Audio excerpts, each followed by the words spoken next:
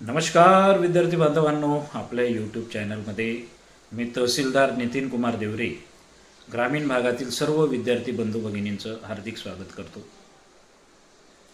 विद्यार्थी मित्रांनो, तलाठी पदभरती आपली त्या ठिकाणी झालेली आहे आणि बऱ्याच जिल्ह्यांमध्ये त्या ठिकाणी नवनियुक्त तलाठी यांनी जॉईन केलेला आहे किंवा ते रुजू झालेले आहेत।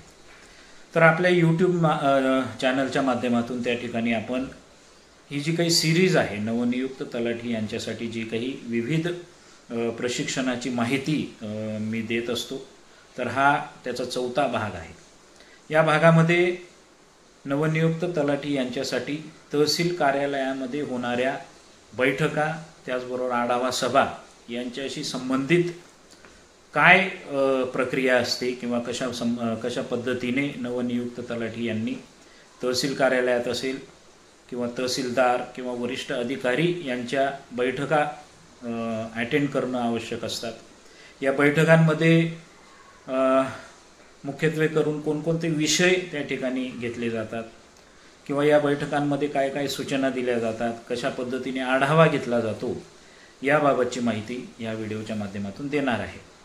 आता जे नवनियुक्त तलाठी आहेत तर त्यांच्यासाठी माझे जे व्हिडिओज आहेत, ही काही सिरीज आपण सुरू केली आहे नवनियुक्त तलाठी यांच्यासाठी प्रशिक्षणाची।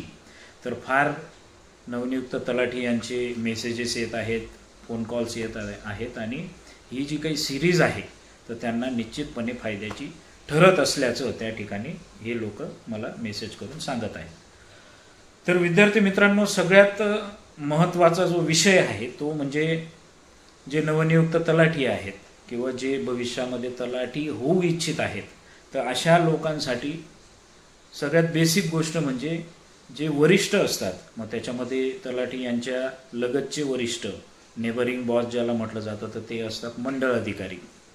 मंडळ अधिकारी यांच्यानंतर त्या ठिकाणी नायब तहसीलदार असतात, नायब तहसीलदारानंतर तहसीलदार, तहसीलदार यांच्यानंतर प्रांत अधिकारी, ज्यांना SDM सब डिव्हिजनल मॅजिस्ट्रेट किंवा डेप्युटी कलेक्टर दर्जाचे हे अधिकारी असतात। त्यानंतर ॲडिशनल कलेक्टर आणि कलेक्टर यांच्यानंतर मग विभागीय आयुक्त। अशा पद्धतीने एक वरिष्ठांची हायरार्की त्या ठिकाणी महसूल विभागामध्ये असते। म्हणजे तलाठी नवनियुक्त त्या ठिकाणी रुजू झालेले आहेत, तर अशा लोकांनी वरिष्ठांच्या ज्या काही बैठका तहसील कार्यालयामध्ये किंवा प्रांत कार्यालयामध्ये किंवा बऱ्याच वेळेला एखादा प्रशिक्षण वर्ग असतो, बऱ्याच वेळेला पूर्ण तालुक्यांची आढावा बैठक ही जिल्हा कार्यालयाला सुद्धा बऱ्याच ठिकाणी जिल्हाधिकारी महोदय त्या ठिकाणी सर्वांना हजर राहण्याचे निर्देश देऊ शकत असतात। मग मुख्यत्वे करून तुमच्या ज्या बैठका होतात तर त्या आठवड्याच्या बैठका असतात, पंधरवाड्यात बैठक होते किंवा मंथली बैठक ही कंपल्सरी त्या ठिकाणी घेणं अपेक्षितच आहे।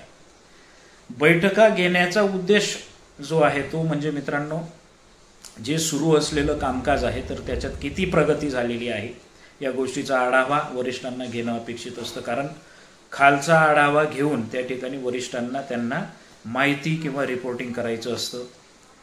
त्यानंतर एखादी योजना आहे तालुक्यामध्ये, त्या योजनेचा किती प्रभाव झालेला आहे, त्या योजनेच्या रजिस्ट्रेशनमध्ये, उदाहरणार्थ लाडकी बहीण योजना सध्या जी सुरू होती तर त्याच्यामध्ये अंगणवाडी सेविका होत्या, त्यानंतर CDPO डिपार्टमेंट होतं, त्यानंतर आशा सेविका, तलाठी, ग्रामसेवक, तहसीलदार, प्रांताधिकारी, असे सर्वच घटक जे होते महसूल विभागाचे असतील किंवा इतर विभागाचे, महिला व बालकल्याण विभाग असेल, या सर्व विभागाच्या लोकांना त्या ठिकाणी सहभागी करून घेण्यात आलेलं होतं आणि यांच्या माध्यमातून जास्तीत जास्त महिला भगिनी ज्या पात्र आहेत तर त्यांचं रजिस्ट्रेशन करून त्यांचा फॉर्म त्या ठिकाणी भरण्याचं कामकाज पूर्ण यंत्रणेद्वारे त्या ठिकाणी सुरू होतं।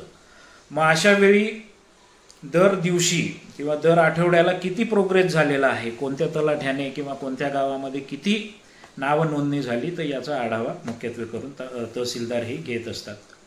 याच्यामध्ये मग एखाद्या वेळेस दररोज मीटिंगसुद्धा होऊ शकतात। बऱ्याच वेळेला झूम जे ॲप आहे तर झूम ॲपच्या माध्यमातून त्या ठिकाणी ऑनलाईन बैठकासुद्धा होत असतात। कोरोनापासून झूम ॲपद्वारे त्या ठिकाणी मोठ्या प्रमाणात या बैठका सुरू झालेल्या आहेत।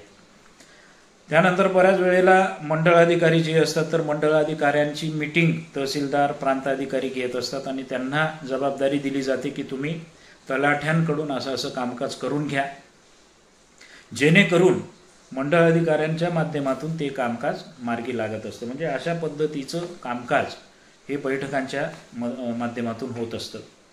बऱ्याच वेळेला तहसीलदार हे एखादा सुट्टीचा दिवस असला तरी देखील काही महत्त्वाचं काम असलं शासकीय योजनेबाबत किंवा एखादी यंत्रणा त्या ठिकाणी आवश्यक असेल किंवा तलाठी यांच्या माध्यमातून काही निवडणुकीचं कामकाज करायचं आहे किंवा नैसर्गिक आपत्तीचं कामकाज करायचं आहे किंवा कायदा व सुव्यवस्था एखाद्या गावामध्ये बिघडलेली आहे, तर सुट्टीच्या दिवशीसुद्धा त्या ठिकाणी आपल्याला हजर राहावं लागतं. बैठक असेल तर बैठकांना सुद्धा त्या ठिकाणी जावं लागत असतं. बऱ्याच वेळेला आता मित्रांनो आपल्याला माहिती आहे की गौरी गणेश गणपतीचे दिवस आहेत, भविष्यामध्ये गरबा देव्या बसतात वगैरे. तर अशा वेळी जे एखादं गाव सेन्सिटिव्ह आहे तर अशा गावातील तलाठी असतील, सर्कल ऑफिसर असतील, ग्रामसेवक असतील तर यांची एकत्रित सभा पोलीस डिपार्टमेंट आणि महसूल विभाग असं एकत्रितपणे सुद्धा त्या ठिकाणी घेत असतात. मग नवनियुक्त तलाठी यांनी काय करायचं असतं तर मित्रांनो, ज्यावेळेस आपल्या बैठका असतात, बैठकांमध्ये आपण वेळेवर जाणं फार महत्त्वाचं आहे. वेळेवर गेल्यानंतर त्या ठिकाणी आपल्या सजेबाबत कंप्लीट माहिती त्या ठिकाणी घेऊन जाणं गरजेचं आहे. मग सुरुवातीला त्या ठिकाणी आपले खातेदार किती आहे, आपल्या सजेवर सातबारे किती आहे, सजेमध्ये गावं किती आहेत वगैरे या सगळ्या गोष्टींची माहिती त्या ठिकाणी आपल्याला असणं गरजेचं आहे. मुख्यत्वे करून गौण खनिजाबाबत जर काही कारवाई असेल किंवा रेती घाट आपल्या सजेमध्ये असेल तर त्याबाबत किती कारवाया केल्या, गौण खनिजाची वसुली किती झालेली आहे, अकृषक कर आहे किंवा जो काही महसुली कर आपण जमा करत असतो दरवर्षी आर्थिक वर्ष संपण्याच्या आधी 31 मार्चपूर्वी, तर त्याबाबत वसुलीचा सुद्धा आढावा तहसीलदार प्रांताधिकारी घेत असतात. तर अशा पद्धतीने सभेला जाण्यापूर्वी तुम्ही पूर्वतयारी करून जाणं गरजेचं आहे. आपली एक डायरी, त्यानंतर काही आवश्यक जर नोट्स असतील त्या नोट्स घेऊन जाणं फार फार गरजेचं असतं. मग तालुक्याला गेल्यानंतर तहसील कार्यालयात सभागृहामध्ये त्या ठिकाणी मीटिंग होत असते. तहसीलदार प्रांताधिकारी हे आपला आढावा घेतात, त्याच्यामध्ये वेगवेगळे विषय असतात. मग त्यामध्ये रोजगार हमी योजनेपासून तर गौण खनिज असेल, त्यानंतर आपली सध्या ज्या काही योजना सुरू आहेत त्या योजनांची अंमलबजावणी असेल, अशा विविध 20, 22, 25 विषयांवर त्या ठिकाणी आपला आढावा होत असतो. या आढावामध्ये एक म्हणजे आपल्याला आपली भूमिका किंवा आपली बाजू लक्षात येत असते, आपली प्रोग्रेस लक्षात येत असते की आपण या प्रकारामध्ये किती प्रोग्रेस करणं गरजेचं आहे किंवा किती टक्के आपलं काम आहे, यावरून आपल्याला काम करण्यासाठी प्रेरणा मिळत असते. वरिष्ठ ज्या काही सूचना देत असतात तर त्या सूचना आपण एका डायरीमध्ये नोट करून घ्यायच्या असतात आणि त्या अनुषंगाने मग सजेवर गेल्यानंतर त्या ठिकाणी आपण आपलं कामकाज सुधारायचं असतं किंवा त्या मागे पडलेल्या घटकांमध्ये त्या ठिकाणी आपण प्रोग्रेस करायची असते. म्हणजे अशा पद्धतीने एक मजेशीर प्रक्रिया ही असते मित्रांनो. म्हणजे एकदा जर तुम्ही कामामध्ये स्वतःला गुंतवून घेतलं, मग त्या ठिकाणी सजेवर जाणं जीवावर जात नाही, लोकांशी संपर्क करणं कंटाळा येत नाही किंवा वरिष्ठांच्या मीटिंगला जर आपला बऱ्याच वेळेला असा अनुभव येतो की बरेचसे तलाठी किंवा बरेचसे जे कर्मचारी असतात, जर आपला प्रोग्रेस चांगला नसेल तर मीटिंग टाळून देतात, त्या दिवशी रजा टाकून देतात किंवा काहीतरी वगैरे असा काही प्रकार होऊ शकतो. परंतु आपला प्रोग्रेस चांगला असला, कामामध्ये आपलं लक्ष असलं तर मीटिंग असो किंवा काही गोष्टी असल्या, दौरा असतो वरिष्ठांचा, तर अशा वेळी निश्चितपणे आपल्याला इंटरेस्ट येतो, मजा वाटू लागते कामामध्ये, आत्मविश्वास दुणावतो आणि आपलं नाव चांगलं त्या ठिकाणी डेव्हलप होत जातं. तर अशा पद्धतीने मित्रांनो आपल्या बैठका त्या ठिकाणी तहसील कार्यालयात होत असतात. व्हिडिओ आवडला तर नक्की लाईक करा. सगळ्यांना शुभेच्छा. जय हिंद.